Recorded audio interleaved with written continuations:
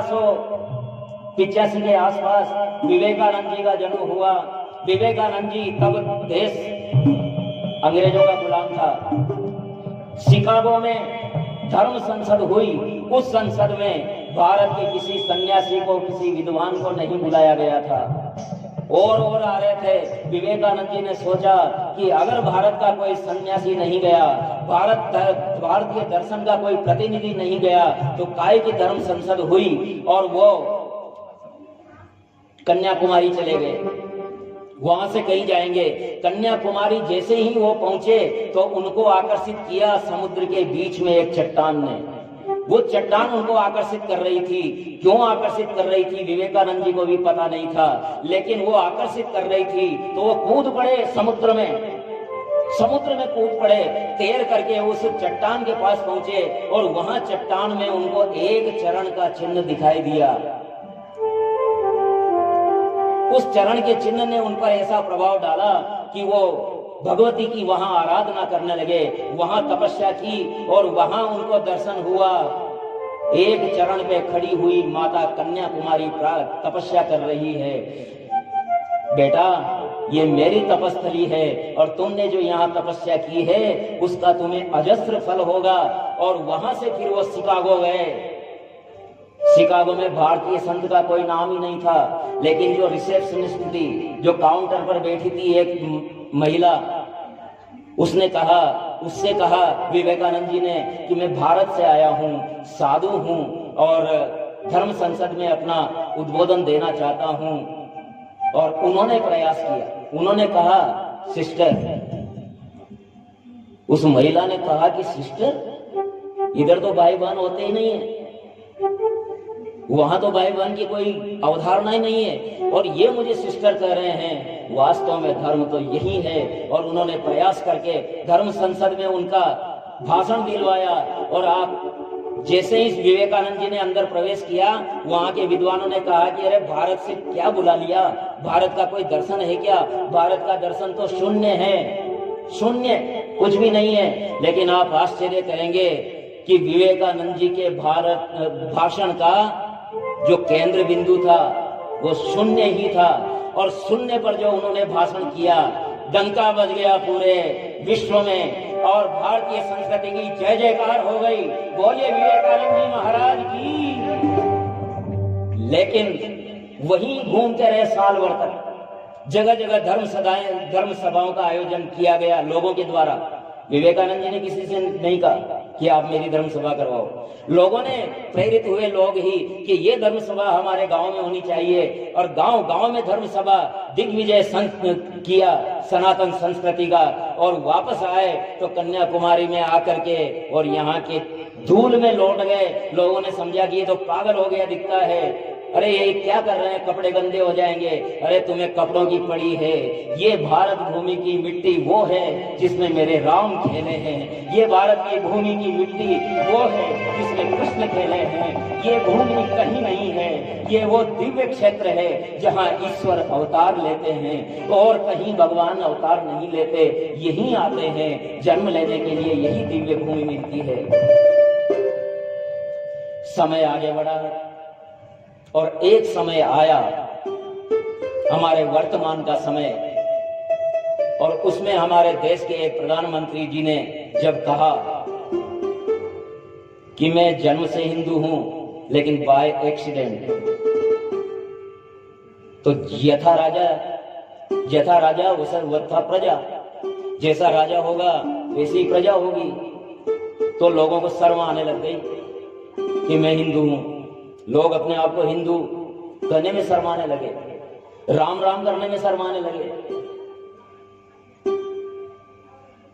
उस समय जब ये पता लग गया था विनायक दामोदर सावरकर को, वहीं से हिंदू जागरण का अभियान शुरू कर दिया था नए सिरे से कि ये तो खत्म हो जाएगा। संस्कृति के प्रति बड़ा भारी षड्यंत्र चल रहा है। अपने आप को हिंदू कहने में शर्माने लगे थे। तो 1925 में एक ऐसी धारा बही। अब यहाँ इस राष्ट्र को शिव रूप कहा गया है। अब ये राष्ट्र शिव रूप है, इस बात को साबित करने की जरूरत नहीं है, क्योंकि शिव जी के माथे पे क्या है? शिव जी के माथे पे गंगा है और भारत के माथे पर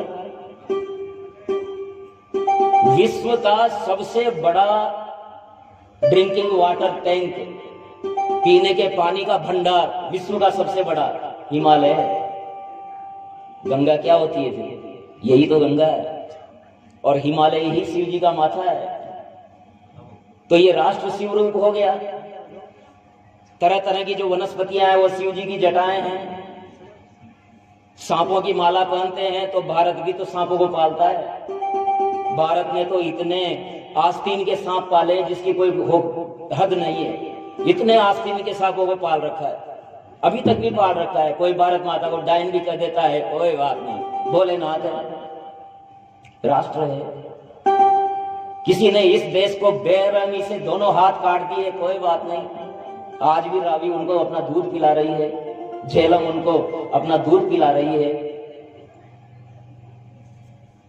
सस्य श्यामला भूमि, बंगाल अलग हो गया हमसे, आधा पंजाब अलग हो गया। सिंध जहां मतलब 80% आबादी थी हिंदुओं की, वो अलग हो गया। और उसका एकमात्र कारण था कि गांधी जी ने लाहौर सभा में, लाहौर का जो अधिवेशन हुआ था, उसमें ये कहा था कि देश अगर बटेगा तो मेरी लाश पर बटेगा, जब तक मैं जीवित हूं ये देश नहीं बढ़ सकता। और उनकी इसी बात पर कराची, लाहौर और जो पेशावर, यहाँ 80% हिंदू जनता थी। उन्होंने गांधी जी की बात पर विश्वास कर लिया, ढीले पड़ गए। लेकिन अचानक 14 अगस्त 47 को घोषणा होती है कि भारत और पाकिस्तान अलग हो गए हैं। बेचारों को अपने एक कपड़ों में, एक जोड़ी कपड़ों में आना पड़ा। स्थिति गंभीर है। वहां तब 65% हिंदू थे, यहाँ 85% हिंदू थे। लेकिन आज वहां 5% भी नहीं रहे और यहाँ भी बड़े नहीं है। यहाँ 85 से आज 65 हो गए हैं, यानी यहाँ भी घटे हैं, वहां भी घटे हैं। खैर ये विषय दूसरा है। लेकिन राष्ट्र रूप शिव के मस्तक पर भागीरथ गंगा है। राष्ट्र रूप शिव के मस्तक पर भागीरथ गंगा है। वही भगीरथ भरत भूमि पर केशव माधव बन आए। वही भगीरथ भरत भूमि पर केशव माधव बन आए। संघ रूप सरिता की धारा, संघ रूप सरिता की धारा, करे राष्ट्र गुणगान है। परम पुनीत हिंदू भूमि पर जन जागृत अभियान है। जन जागृत अभियान।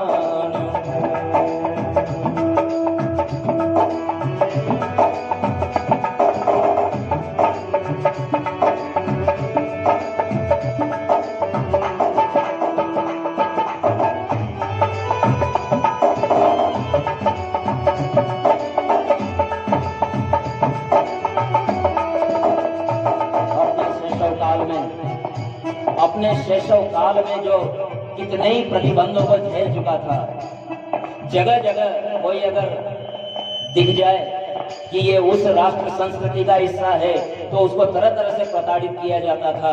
लेकिन ऐसा समय आया जब ये दीवारों पर, देश भर के गांव गांव, घर घर के दीवारों पर लिखा मिलने लगा, गर्व से कहो हम हिंदू हैं, गर्व से कहो हम हिंदू हैं। और वास्तव में कहते कहते झूम धड़ाके से कहने लग गए, गर्व से कहो, बोलिए बोलिए हम हिंदू हैं, गर्व से कहो। और ये वहां तक जागरण पहुंच गया कि विश्व का सबसे बड़ा जागरण अभियान राम जन्मभूमि के माध्यम से प्रारंभ हुआ। राम जानकी गंगा जल से जन जन में ज्वार उठा। राम जानकी गंगा जल से जन जन में है ज्वार उठा, जन्मभूमि अभियान अनोखे, राष्ट्र धर्म हुंकार उठा। जन्मभूमि अभियान अनोखे, राष्ट्र धर्म हुंकार उठा।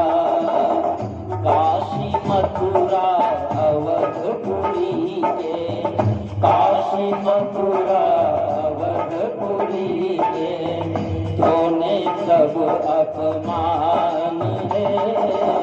परम पुनीत हिंदू भूमि पर जनजागृति अभियान है। जनजागृति अभियान है, जनजागृति अभियान है, जनजागृति अभियान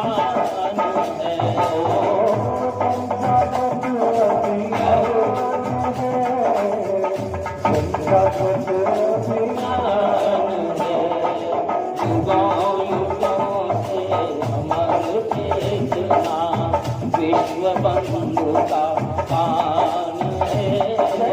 परम पुनीत हिंदू भूमि पर जनजागृति अभियान है। जनजागृति अभियान है, जनजागृति अभियान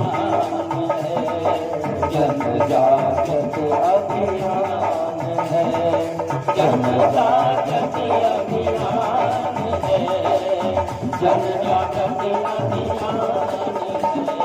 जनजागृति अभियान है, जनजागृति अभियान है।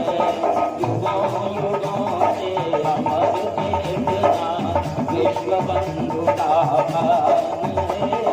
परम पुनीत हिंदू भूमि पर जनजागृति अभियान है, जनजागृति अभियान है, जनजागृति अभियान है। वंदे वंदे भारत वंदे, वंदे वंदे भारत वंदे, वंदे मातरम, वंदे मातरम, वंदे मातरम, वंदे मातरम।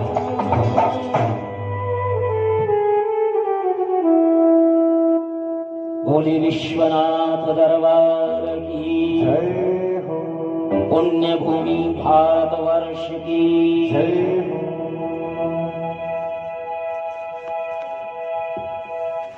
अभी तक कथा प्रारंभ नहीं हुई है, ये तो भूमिका थी। हमें समझ में आए कि कथा क्यों सुननी है। कथा इसीलिए सुननी है, पक्ष विपक्ष, विपक्ष में जो है सनातन संस्कृति के, भारतीय संस्कृति के, उनका तो कर्म लिखा जा रहा है, लेकिन जो तटस्थ भी है ना, वो बचेंगे नहीं। क्योंकि पाकिस्तान में जब हम 65% थे ना, तब से ये लगने लग गया था कि यहाँ गड़बड़ होने वाला है। लेकिन हमारे अपने सनातन संस्कृति के अनुयायियों ने ध्यान नहीं दिया, लापरवाही की, दर दर भटक रहे हैं आज हमारे सिंधी भाई। सिंध जिसके नाम पर हमारा नाम है, वो आज दर दर भटक रहे हैं। हर जगह सिंधी कॉलोनियां हैं। सिंध की जो हमारा गर्व है, सिंध, उसको केवल सिंधु नगर, एक छोटी सी कॉलोनी के नाम पर माना जाता है। कश्मीर वालों ने भी ऐसा ही किया था, कश्मीर वाले भी नहीं समझ पाए। तो आज स्थिति ये तो थोड़ा ईश्वर की कृपा हो गई कि अब कुछ आसार लग रहे हैं कि कुछ सुधार होगा तब होगा। आइए कथा की तरफ बढ़े। विषय समझ में आ गया। जागरण, हमारा जागरण किसके प्रति? खाना पीना, बड़े हो जाना, शादी कर लेना, बच्चे पैदा कर लेना, बच्चों की शादियां कर लेना, बेटे पोते खुद खिला लेना, ये सब तो जानवर भी करते हैं। इसलिए हमें जन्म नहीं मिला है। हमें जन्म किस लिए मिला है ये हमें ये शिव पुराण बताएगा। शादियां होती थी ना पहले, तो ऋषि लोग तपस्या करते थे। किस लिए? ब्रह्मा जी ने कह दिया जाओ सृष्टि पैदा करो, करदम ऋषि सृष्टि पैदा करो, आदेश मिल गया। लेकिन वो सीधे सीधे किसी पत्नी को हेरने नहीं चले गए, तपस्या की। तपस्या करके मांगो, मैं खुश हूं, क्या मांगते हो? बोले मेरे पिताजी का आदेश है सृष्टि करनी है और उसके लिए पत्नी चाहिए। लेकिन पत्नी नहीं, सुलक्षणा पत्नी चाहिए। चाहे जिस पत्नी से काम नहीं चलेगा, सुलक्षणा चाहिए। मेरी आराधना में, मेरी साधना में बाधा नहीं बने, बल्कि मुझे प्रोत्साहित करे, उत्साहित करे, ऐसी पत्नी चाहिए। ये हमारे संस्कार हैं।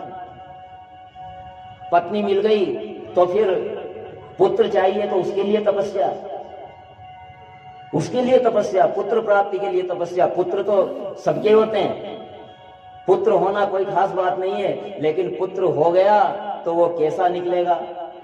संस्कारी निकलेगा, कुसंस्कारी निकलेगा। बड़े बड़े पंडितों के घर में ऐसे पुत्र हो जाते हैं कि उनको शर्म आती है कि ये इस विद्वान पंडित के यहाँ कैसे पैदा हो गया।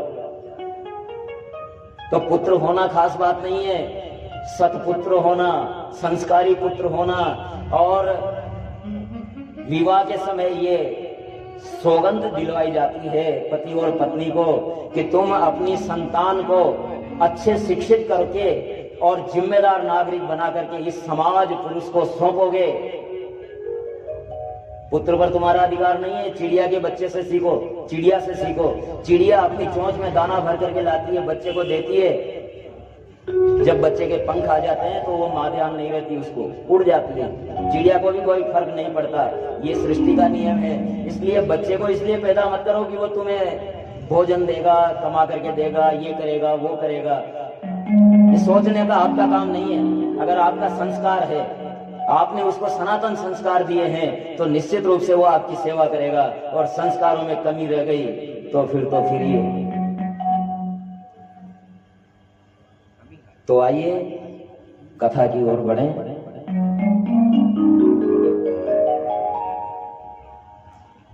शौनक आदि ऋषि, वहीं से ही शुरू होगी कथा। तो नैमिषारण्य से ही, नैमिषारण्य का विषय फिर बाद में आएगा। शुरू से अंत तक नैमिषारण्य का ही विषय चलेगा। समय समय पर इसका महत्व भी बताया जाएगा शिव पुराण के द्वारा। मैं कुछ नहीं हूं, मैं भी आपकी तरह ही हूं। हे सूत महाप्राज्ञ सर्व सिद्धांत प्रभो, आख्याहि में कथा सारम पुराणां विशेषतः, सपुत्रायाश्च सद्भक्ते विवेको वर्धते कथम्,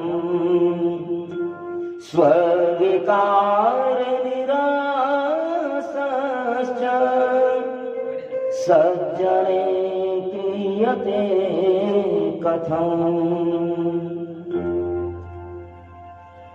शौनकादि ऋषि बोले कि हे सूत जी महाराज, महापंडित, सब सिद्धांत के जानने वाले महाप्रभु, मुझे आप विशेष करके पुराणों की कथा सुनाइए। हे प्रभु, भक्ति से विवेक सुपुत्र को किस प्रकार प्राप्त होता है, सज्जन अपने विकार का किस प्रकार से शोधन करते हैं, जो हमारे शरीर में विकार हैं उनको किस तरह से मिटाया जाए। इस घोर कलयुग में जीव असुरता को प्राप्त हुए हैं, उनके शोधन का क्या उपाय है। जो वस्तु परम और उत्तम कल्याणदायक है, जो पावनों की भी पावन तथा उत्तम साधन हो, वो हमें कहिए। हे प्रभु, काल व्याल महात्रास विध्वंस सकर्मोत्तमम् शैवं पुराणं परमं शिवेनोक्तं पुरा मुने। सूत जी महाराज ने कहा कि काल रूपी महासर्प का विध्वंस करने वाला परमोत्तम पुराण शिव पुराण है। ये शिव जी के द्वारा ही कहा हुआ है और सनत कुमार मुनि के उपदेश से कलयुग के प्राणियों के निमित्त व्यास जी ने इनको कहा था, हे मुने, इस शिव पुराण से अधिक कलयुगी मनुष्यों के मन को शुद्ध करने वाला और कोई पुराण नहीं है। और ये पुराण आसानी से मिलता नहीं है। बड़े भाग्य चेते हैं हमारे, जन्म जन्मांतरों के पुण्य उदय हुए होंगे तब जाकर के ये पुराण सुनने को मिला है। जन्मांतरे भवे पुण्यं मातस्य सुधीमता तस्य प्रीतिभेवत्र महाभाग्यवतो मुने।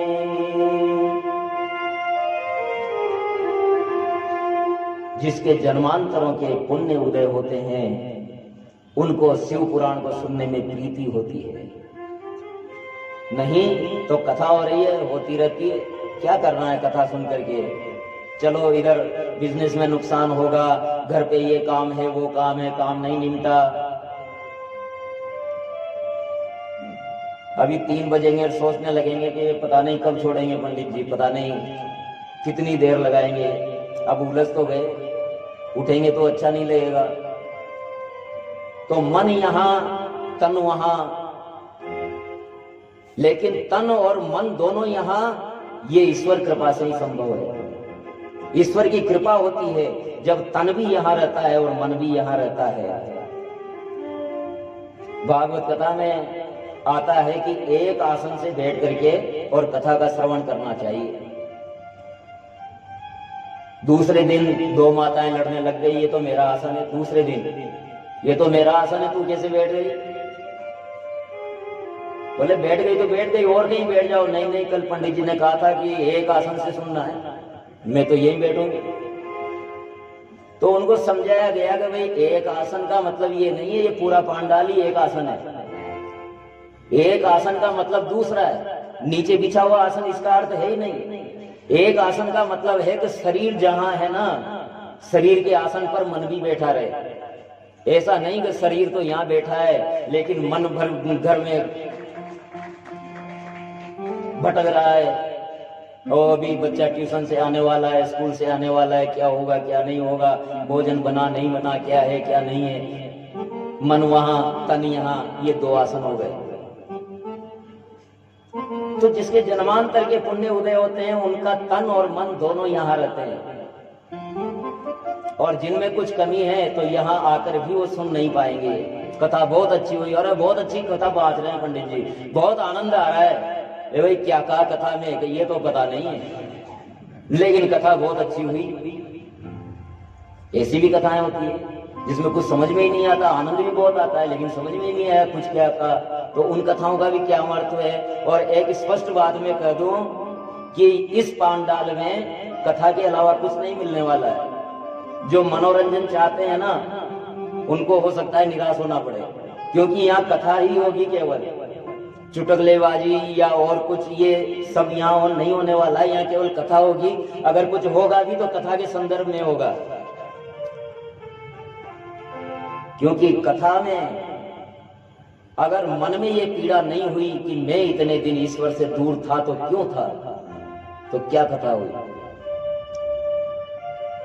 जिस कथा में ये पता नहीं लगा कि हमारा कर्म क्या है, धर्म क्या है, तो फिर कथा क्या हुई। तो इस प्रकार सनत कुमार का दिया यहां भी कहा था ना शुरू में कि सूत जी महाराज हमेशा किसी न किसी का हवाला देते हैं। या तो सनत कुमार जी ने पूछा था ब्रह्मा जी से, या नारद जी ने पूछा था ब्रह्मा जी से, या पार्वती जी ने पूछा था शिव जी से। यहाँ कह रहे हैं कि सनत कुमारों ने उपदेश दिया था कलयुग के प्राणियों के लिए। व्यास जी ने कहा है कि मन शुद्धि का उत्तम शास्त्र ग्रंथ केवल शिव पुराण है। ये शिवलोक का प्रदाता है।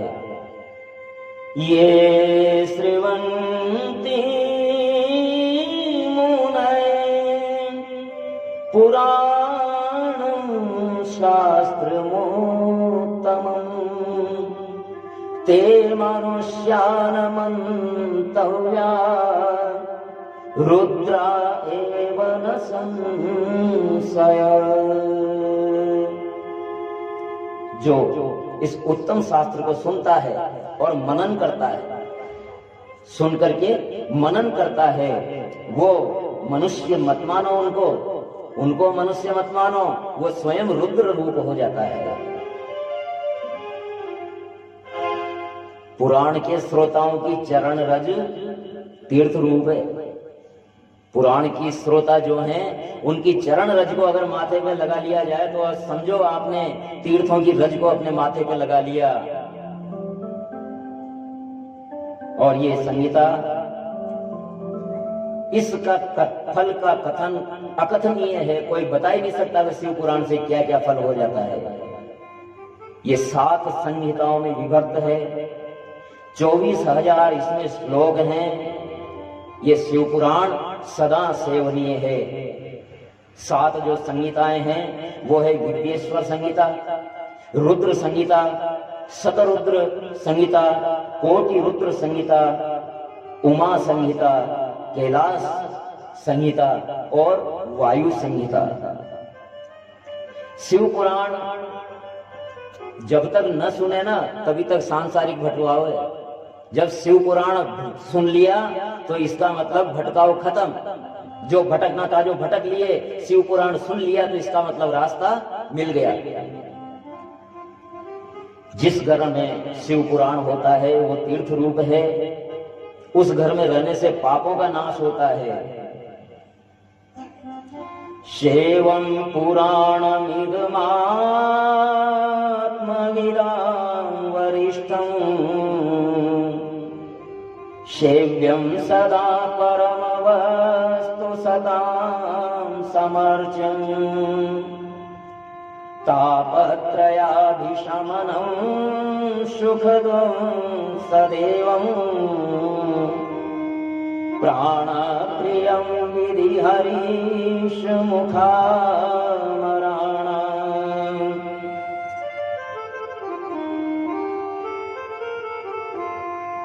पुराणों में श्रेष्ठ सदा सेव्यनीय ये पुराण है। इसलिए इस शिव रूप पुराण पुरुषोत्तम को प्रणाम करता हूं। और सूत जी महाराज ने इस प्रकार प्रणाम करके और आगे कथा कहने लगे कि एक किरातों के नगर में एक ब्राह्मण था। अब वो ब्राह्मण तो था लेकिन जन्म से ब्राह्मण था। ये कथा हमें बताती है कि केवल जन्म से ब्राह्मण होना पर्याप्त नहीं है। ये ब्राह्मण जन्म से तो ब्राह्मण था लेकिन कर्म से ब्राह्मण नहीं बन पाया, क्योंकि रहता भी किरातों के नगर में था ना, भीलों के नगर में। नाम उसका देवराज, लेकिन कर्म दानवराज के। ज्ञान में दुर्बल, ज्ञान तो था ही नहीं। ज्ञान होता तो फिर वो ब्राह्मण धर्म से भटकता ही क्यों। और जब ज्ञान नहीं है तो उसको दरिद्र भी होना ही है, दरिद्री भी हो गया। और नहीं दरिद्र सम दुख जगमाई, दरिद्रता के समान तो कोई दुखी नहीं है। रस विक्रेता, वेद द्रोही, स्नान संध्या से शून्य, विश्वासघाती, हत्यारा, दूसरों के धन को हरण करने वाला, वेश्यागामी, सब प्रकार से आचार भ्रष्ट था। लेकिन जन्म से ब्राह्मण था। ये सिद्ध होता है कि जन्म से ब्राह्मण होना पर्याप्त नहीं है। ब्राह्मण कुल में जन्म लेकर के ब्राह्मण धर्म को न निभाए, उससे तो वो चांडाल अच्छा जो भगवान शिव का भक्त हो। बोलिए विश्वनाथ दरबार की।